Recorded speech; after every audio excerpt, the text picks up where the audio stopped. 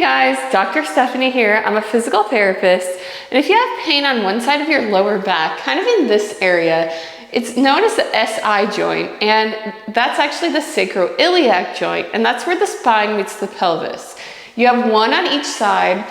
It's very common to have pain in that area. I know if you've been to a PT or a chiropractor or a doctor, some people may have told you that your SI joint is out of place, it needs to be popped back in, needs to be adjusted, and to be quite honest, that actually is not even true. It's kind of a myth that your SI joint is out of place. And usually if you're having pain in that area, it's because the ligaments that attach between those two bones could be kind of stretchy or loose, maybe have some hypermobility. It happens during pregnancy, even after pregnancy, during breastfeeding.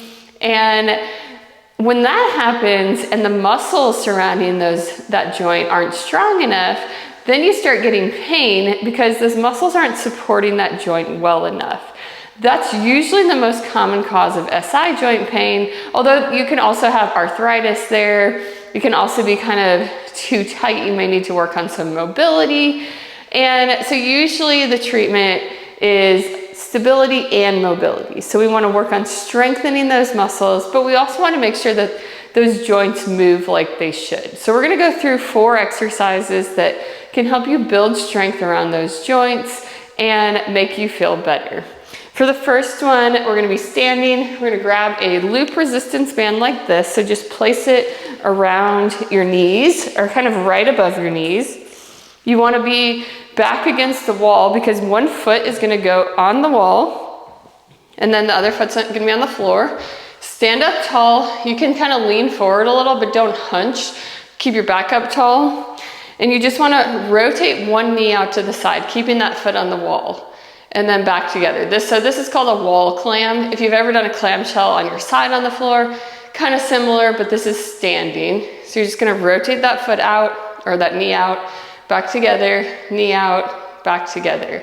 You want to go for 3 sets of 10. And even if you only have pain on one side, I would recommend doing both sides because we want to build strength all around those joints. So then you'll place the other foot on the wall and bring that knee out to the side, back together, out to the side, back together. Again, 3 sets of 10. Okay, keep this band on. We're going to go to the floor. Lie on your back. And if you can't get down on the floor or you don't want to, you can do this on a bed or a table as well. Feet and knees are going to be about shoulder width apart, hands on the floor, because we want to keep some resistance in that band. And then we're going to lift up into a glute bridge and then slowly lower back down. So lift up and lower, lift up and lower.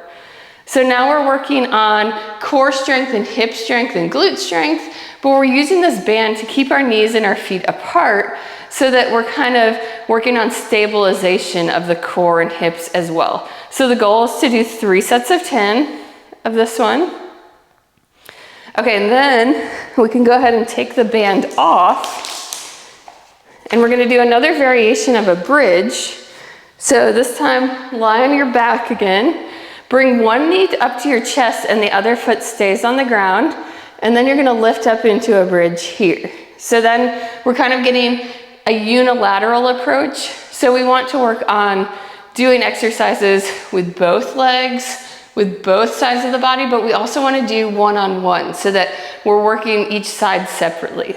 So you want to do 2 to 3 sets of 10. And then you'll do the same thing on the other side where you just lift up and back down, lift up and back down. Okay, for the last exercise, you're gonna grab a ball like this, stay lying on your back. If you don't have a ball, you can use a pillow or a yoga block, just something. We're gonna bring our feet up like this, place the ball on one knee and hold it there with the opposite hand. And then the other hand's gonna go straight up in the air. This one's gonna work on core strength and stabilization. So we wanna pull our belly button up and in towards our spine, and we want to extend the opposite arm and leg and then bring them back together. So extend and back together. You want to try 2 to 3 sets of 10, and then you'll do the same thing on the other side. Even if you're only feeling pain on one side, still do this on both sides. So now you'll take this hand, place it on the ball, other arm and leg in the air, and then extend, back together, extend, back together. Again, you want to do 2 to 3 sets of 10 of those. But all of those exercises are going to work on core strength, hip stability, all of those muscles kind of surrounding that SI joint. And it's going to help decrease your pain, get you moving better, and just feeling better overall.